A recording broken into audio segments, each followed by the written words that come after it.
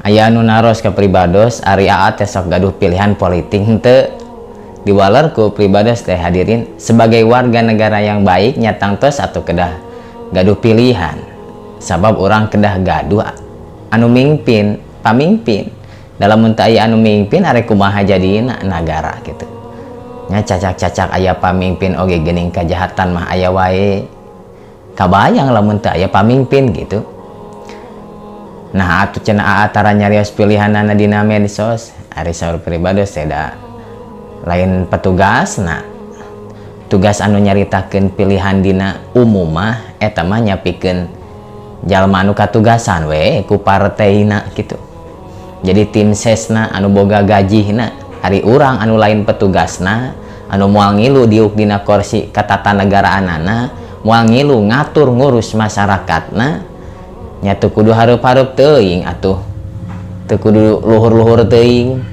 komo tugas ustad mah justru kudu jadi penenang masyarakat pendamai masyarakat ulah mihak ka hiji jelema arek kumaha masyarakat anu kontra ka dituna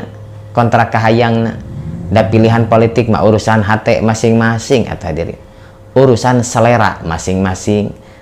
geus jadi fitrahna ti Allah ngalungsurkeun selera karesep kahayang ka satiap jelema teh beda-beda jadi teu kudu mamaksa batur anu beda kudu sarua jeung urang dan anu aya lain kalah jadi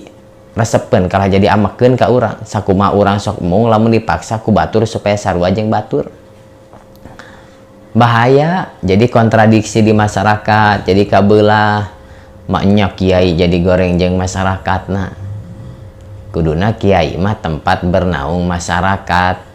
kudu jadi bapak masyarakat di mana masyarakat aya kabingung aya masalah yang ngaduna ka kiai ari kiai na kitu atuh teu aya figur pikeun masyarakatna gitu.